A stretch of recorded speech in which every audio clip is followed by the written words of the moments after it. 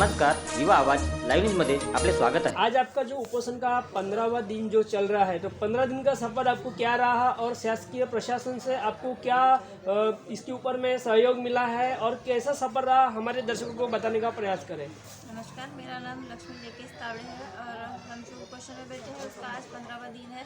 और इस 15 दिन में सिर्फ वीडियो और तहसीलदार आके गए हैं और उनका यानी उन्होंने कोई भी ऐसा लिखित तौर पे ऐसा आश्वासन नहीं दिया है कि हमारी जो मांगे हैं वो पूरी होगी। मुझे तो ये लगता है कि शासन प्रशासन है जो वो बीत चुका है, क्योंकि उन्हें कोई प्रसाद चढ़ा रहा है और इसी वजह से वो हमारी जो मांगे हैं उस पर ध्यान नहीं दे रहे हैं। यहाँ पे जो जानकारी दी है उनके सामने और न्यूज़ के सामने भी वो दिखाई गई है कि उन्हीं के द्वारा जो दी गई जानकारी है उसी में सब प्रूफ होता है, फिर भी वो चौकसी करने के लिए टालाटाल कर रहे हैं। उनका कहना है कि हम समिति तैयार करेंगे, लेकिन जहां रातों रात सरकार बन सकती है, जहां रातों रात उनकी पगार बढ़ सकती है, तो एक समिति तैयार क्यों नहीं हो सकती है ऑन द स्पॉट चौकसी करने के लिए। तो ये प्रशासन को कुछ तो मिल रहा है किसी के तरफ से, इसीलिए प्रशासन जो है वो टालाटाल कर रही है। जहां आम जनता हमारे जो मुद्दे हैं वो ग्राम पंचायत, पंचायत समिति, तहसील और जिला परिषद इनसे रिलेटेड है और ये आम जनता इन्हीं के भरोसे चलती है, लेकिन यही लोग हमें न्याय दिलाने में असमर्थ है। तो ये बड़ी दुख की बात है। आपको कहीं कल यहाँ उपोषण से हटाया गया था, यहाँ से उठाया गया था, इस तरह की कुछ खबरें सूत्रों के हवाले मिल रही है, इसके बारे में आप क्या कहना चाहोगे? हाँ, यहाँ भी एक राजनीतिक दबाव दिखाई दिया, क्योंकि कल तहसीलदार आए, सिर्फ एक रिक्वेस्ट की और एक रिक्वेस्ट को मना करने के बाद में वो यहाँ से कुछ 1 मिनट के लिए गए और 1 मिनट के बाद में पुलिस की फोर्स आती है और वो भी लाठी डंडों के साथ में आती है और हाथ पैर खींचते हुए वो लेके जाती है। जहाँ उनका कहना है कि अभी शारीरिक हालत बिगड़ चुकी है, ऐसे हालत में भी पुलिस डंडे उठाती है उपोषणकर्ता पे। तो यहाँ पे भी किसी न किसी राजनीतिक दबाव में आते हुए भी ये पुलिस प्रशासन इस तरह से काम करती है। जहाँ मैं आज बैठी हूँ उसी जगह पर मैं कल बैठी थी, 2 लेडीज़ कांस्टेबल थी उनके साथ में और जो एक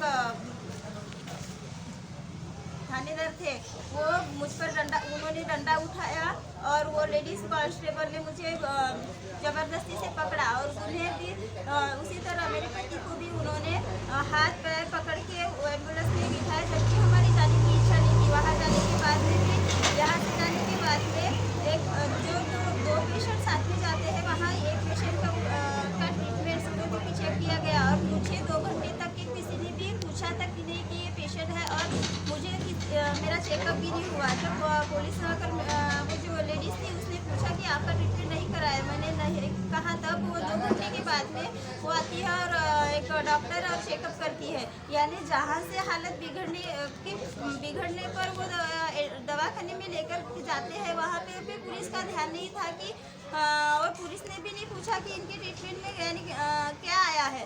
वहाँ से रेफर किया गया गोंदिया और गोंदिया में सब कुछ नॉर्मल दिखाया गया और वहाँ से यहाँ भेजा गया और हम पुलिस जो सिक्योरिटी थी उसे भी बंद करा दिया गया। अभी कुछ संगठन के कार्यकर्ता आए और उन्होंने उनकी रिक्वेस्ट पे अभी यहाँ से 20 घंटे के बाद में सिक्योरिटी भेजा गया है। तो यहाँ से गड़बड़ लग रही है पुलिस प्रशासन में। जनहिताकरिता जीवाची पर्वा न करता कार्यालयाच्या बाहेर उपोषण करून एखादा व्यक्ती मरेपर्यंत IAS, IPS, जिल्हा परिषद मुख्य कार्यकारी अधिकारी दखल घेत नसतील तर, खुर्चीतून हालत नसतील तर सरकार प्रशासन कोणासाठी काम करते? सरकार यांना पगार का देते? सर्वसामान्य गरिबांच्या तक्रारीची दखल घेणारी व्यवस्था अस्तित्वात आहे का?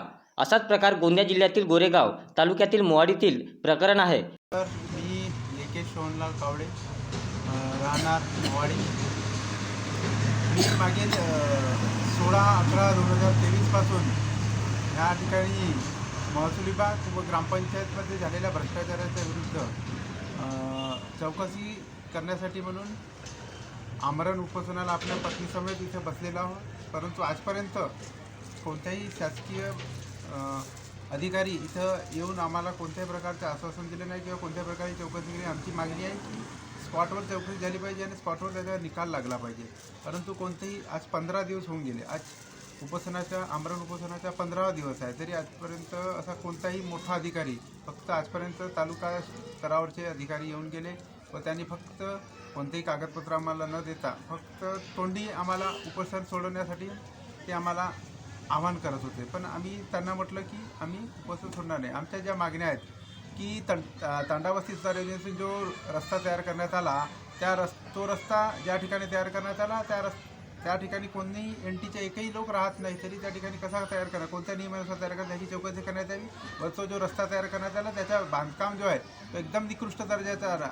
आता मागील 3 ते 4 महिन्यापूर्वीच तो तयार करण्यात आला. आता त्याला क्रॅक आले आहेत. तुम्ही तिथे जाऊन त्याची चौकशी करू शकता स्पॉटवर. आणि त्याला काही 2-3 दिवसापूर्वीच काही अज्ञात लोकांनी तिथं ते रस्त्यामध्ये ते फटीमध्ये टाकण्याच्या काही लिक्विड असेल तो टाकून तो बुजवण्याचा प्रयत्न केलेला आहे.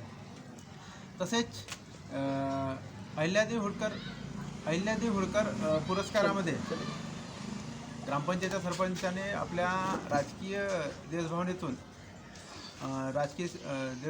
सूडभावनेतून अपात्र महिलेला पुरस्कार दिलेला आहे. ज्या महिलेनं आपला जो अर्ज सादर करण्याची चा दिनांक होता 27/5/2023, त्यानंतर 29 तारखेला अर्ज सादर त्याची नोंद आहे त्यांच्या आवक जावकमध्ये, तरी त्या महिलेला त्यांनी पुरस्कार प्रदान केला. आणि एवढंच नाही तर जे महिलांना ज्या कार्यासाठी त्यांना पुरस्कार देणार त्या कार्याच्या त्यांना मानधन मिळते, मानधन तत्वावर ते काम करतात, अशा महिलांना सामाजिक कार्यकर्ता म्हणून त्यांनी पुरस्कार दिला.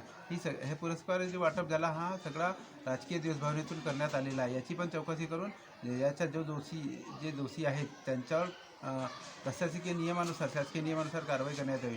तसेच ग्रामपंचायत शौचालयासमोर अवैधपणे अंदाजे 400 ट्रीप मातीचा भरणा करण्यात आला. त्या मातीचा भरणा करत असताना कोणत्याही प्रकारची लीज काढण्यात आली, महसूल विभागाची कोणती परवानगी काढण्यात आली नाही. गावातील एका शेतकऱ्याने ती माती टाकल्याचे कबूल केली आहे. तर माझ्या म्हणणं असं होतं की त्या शेतकऱ्याने खुलेआम कबूल केलेला आहे, तर मग त्याच्यावर कारवाई का केली नाही. आणि याच्यात ग्रामपंचायतचा पूर्ण हस्तक्षेप आहे, कारण ग्रामपंचायतने वार्षिक नियोजन आराखड्यात सुद्धा त्याचा उल्लेख आहे की त्या भागात माती टाकून सपाटीकरण करण्यात यावे.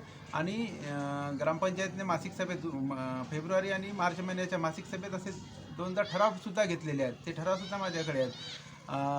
तर याच्यामध्ये ग्रामपंचायतचा सरळ हस्तक्षेप आहे. परंतु आता ग्रामपंचायत म्हणजे त्यांच्या गड्यावर म्हणजे फाशीच्या फंदा आला तर ते आपले हात झटकत आहेत व त्या संबंधित इस्माने टाकले असं तर माझं म्हणणं असं जर त्या इस्मानं टाकले आणि त्या माती टाकायचं रात्रीच्या वेळेस ह्याच ग्रामपंचायतच्या सरपंच त्याचे जे मागे पुढे फिरणारे जे त्याचे चमचे असतात ते रात्रभर जागले 3 दिवसपर्यंत. आणि त्यांनी ते प्रोटेक्शन म्हणजे दंडे घेऊ जागले, तिथं झोपले. त्यांची पूर्ण दारूची व्यवस्था करण्यात आली होती तिथं जागण्यासाठी. येथपर्यंत व्यवस्था जे ग्रामपंचायत करू शकते.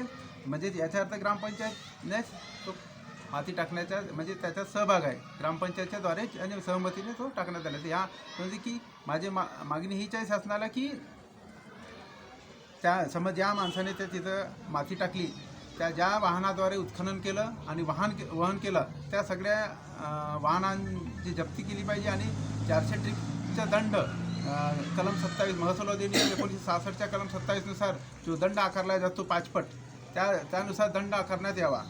तसेच वाहनावर पण सुद्धा दंड आकारून त्यांची जप्ती करण्यात यावी. 4था प्रश्न आहे, आमच्या गावात पोलीस पाटील भरती झाली. उपविभागीय अधिकारी कार्यालय तिरोडाद्वारे आमच्या गावात पोलीस पाटील भरती घेण्यात आली. त्या संबंधाने जी जाहिरात निघाली तेव्हा आमच्या गावात एकूण 27 जणांनी फॉर्म भरले होते. त्यापैकी 3 जण परीक्षेत पास झाले. त्या 3 जणांची म्हणजे 27 जणांची जी उत्तरपत्रिका आहे ती OMR शीट होती. पण OMR शीटची तपासणी ही स्कॅन करून करावी लागते. पण ती संबंधित यंत्रणेनं OMR शीटची तपासणी स्कॅन करून न करता हाताने केली. हाताने करताना काही चुका होऊ शकतात. त्यांनाही कमी जास्त मार्क होऊ शकतात, मलाही होऊ शकतात. पण ह्याची हाताने म्हणजे तपासणी केली ती तपासणी अयोग्य आहे. तसेच मुलाखत घेण्यात आली. त्या मुलाखतीमध्ये एकाच वेळेस तिघेही जे पात्र उमेदवार होते मुलाखतीस त्या तिघांचीही मुलाखत घेण्यात आली. हे कोणत्या नियमानुसार घेणार? आजपर्यंत मी एवढ्या इंटरव्ह्यूला फेस केलो, एवढे आजपर्यंत इंटरव्ह्यू पाहिलो, एवढे विभागाचे पाहिलो, शासकीय निमशासकीय प्रायव्हेट खाजगी, तर त्याच्यामध्ये प्रत्येक एक व्यक्तीला बोलावून IAS असो कसं ती इंटरव्ह्यू एकाएकाची घेतली जाते. जर तिथं तिघांची इंटरव्ह्यू घेण्यात आली, तिघांनाही सारखाच प्रश्न विचारण्यात आला. ज्याला पहिला प्रश्न विचारण्यात आला, ज्याची आता नियुक्ती करण्यात आली आहे पोलीस पाटीलपदी, त्याने चुकीचे उत्तर सांगितलं तरी त्याची नियुक्ती म्हणजे त्याला पास करण्यात आलं. मी बरोबर उत्तर सांगूनसुद्धा मला एक मार्क कमी देऊन मला नियुक्तीपासून वंचित ठेवण्यात आलं. आणि ह्याबाबतची मी माहिती अधिकारात माहिती मागितली. त्याचे CCTV फुटेज आपल्या गुणपत्रिकेची उत्तरपत्रिका मागितली, तर न देण्यास नकार दिला. संबंधित जनमाहिती अधिकारी उपविभागाधिकारी तिरोडाचे जनमाहिती अधिकारी श्री रंगारी यांनी सदर प्रकरण हे नस्तीबंद केलं. त्यांना कोणताही अधिकार नसताना त्यांनी नस्तीबंद कसे केले, आणि याबाबतची मी अपील केली असता उपविभागाधिकारी मॅडम यांनी 21/11/2023 त्यांनी सुनावणी ठेवली, प्रथम अपिलाची सुनावणी ठेवली. पण मी ह्या ठिकाणी असताना मी अपिलाचा अर्ज करताना त्या अपील अर्जात लिहिलं होतं की सदर सुनावणी ही व्हिडिओ कॉन्फरन्सद्वारे किंवा ऑनलाईन प्रणालीद्वारे घेण्यात यावी असा मी स्पष्ट उल्लेख केला होता. तरी पण सदर प्रथम अपील अधिकारी यांनी सुनावणी न घेता आपल्या मनमर्जीने ऑफलाईन सुनावणी घेऊन एकतर्फी निर्णय दिला. त्यांनी आपल्या निर्णयात कलम 2 नुसार माहिती देण्यात आली असं दिलं, पण मला माहिती मिळालीच नाही. कलम 2 मध्ये काय आहे ते त्यांना समजत नाही असं मला दिसून येते. कारण कलम 2 मध्ये असं लिहिलं आहे की कोणती माहिती जी कोणत्याही स्वरूपात असेल, कागदी स्वरूपात, इन्फॉर्मेशन डिजिटल स्वरूपात असेल किंवा कॅमेऱ्याच्या स्वरूपात असेल, कोणत्याही स्वरूपात असेल, CCTVच्या कॅमेऱ्याच्या स्वरूपात असेल, ती देणे भाग्य आहे. जी माहिती विधानमंडळाला लोकसभेला देणे भाग आहे, ती माहिती आणि देणे भाग आहे. तसेच ती माहिती मी माझी स्वतःची मागितली, मी त्रयस्थ पक्षाची माहिती मागितली नव्हती, तरी माझी माहिती देण्यास का त्यांनी टाळाटाळ केली आणि का? म्हणजे याचा अर्थ असा की मी जो आरोप केलेला आहे की ह्या भरतीमध्ये जे अनियमितता झाली ते खरं आहे, आणि ते दडपण्यासाठीच मॅडम प्रथम अपील अधिकारी तसेच जनमाहिती अधिकारी यांनी माहिती देण्यास नकारात्मकता दर्शविली आहे आणि आपल्या पदाचा दुरुपयोग केलेला आहे. तसेच ह्या प्रकरणी सुद्धा चौकशी होऊन संबंधित अधिकारी कर्मचारी, ह्यामध्ये गोरेगावचे तहसीलदारसुद्धा सहभागी आहेत. ते सुद्धा ह्या भरती प्रक्रियेचे सदस्य सचिव होते, तर त्यांच्यावरसुद्धा कारवाई झाली पाहिजे. ह्या प्रकरणाची मी त्याबाबतची तक्रार केली असता आपल्या जिल्ह्याचे निवासी उपजिल्हाधिकारी श्रीमती स्मिता बेलपत्रे मॅडम यांनी मला काल एक पत्र पाठवलं. काल मला एक पत्र मिळालं की त्या पत्रामध्ये त्यांनी दिलं की चौकशीमध्ये तुमचे काही तथ्य दिसून येत नाही, तरी सदर चौकशी ही नस्तीबंद करण्यात येते. मला हेच समजत नाही, मी तक्रार केली तर मला का बोलवण्यात आले नाही, तक्रारीच्या चौकशीच्या वेळेस का बोलवण्यात आली. पुन्हा अजून काय मला त्याला आता काय कलेक्टर ऑफिसच्या समोर अजून पुन्हा उपोषणाला बसावं लागेल. हे प्रशासन सगळे आपल्या अधिकाऱ्याला वाचवण्याचं काम करीत आहे. तसेच काल अंदाजे 5 वाजेच्या दरम्यान आपल्या गोरेगाव तालुक्याचे तहसीलदार आणि त्याच्यासोबत त्यांच्या कार्यालयाचे अधिकारी तसेच ह्या गोरेगाव पोलीस स्टेशनचे ठाणेदार हे दोघेही आपल्या ताफ्यासोबत इथं आले आणि त्यांनी आम्हाला पहिल्यांदा विनंती केली की तुमचं म्हणजे प्रकृती आता ढासळत आहे, तरी तुम्ही दवाखान्यात भरती व्हा, दवाखान्यात दाखल व्हा आणि पुढील उपचार घ्या. पण आम्ही त्यांना म्हटलं की आम्ही होणार नाहीत आणि त्यांनी आम्हाला उपस्थित सोडण्याची विनंती केली आणि ते म्हणाले की मी एक समिती बनवतो आणि त्या समिती अंतर्गत आपण त्याची चौकशी करू. पण त्यांनी असं काही लिहून देण्यास काही तयारी दर्शवली नाही, म्हणून मी त्याचा स्पष्ट नकार दिला की मी इथं जोपर्यंत जोपर्यंत मला न्याय मिळत नाही, मी तोपर्यंत इथं बसून राहणार, इथून हलणार नाही. तर त्यांनी असं बोलले असता त्यांनी जबरदस्ती केली व मला माझ्या पत्नीला जबरदस्ती उचलून ॲम्ब्युलन्समध्ये टाकलं, रुग्णवाहिकेत टाकलं आणि ते दवाखान्यात घेऊन गेले. दवाखान्यात आमचं BP आणि शुगर टेस्ट केलं. आम्ही तिथेही उपचार घेण्यास मनाई केली, कारण तिथले डॉक्टरांनी आम्हाला IV फ्लूइड लावण्यास विनंती केली, पण आम्ही त्यांची विनंती नाकारली. आम्ही नाही घेत असं म्हटलं. त्यानंतर त्यांनी गोरेगावच्या दवाखान्यामध्ये ग्रामीण रुग्णालयामध्ये ECG सुविधा नसल्यामुळे सदर आम्हाला KTS रुग्णालय गोंदिया इथं काय म्हणतात रेफर करण्यात आलं आणि आम्हाला रात्री 8 वाजेच्या दरम्यान आम्हाला गोंदिया इथं नेण्यात आलं.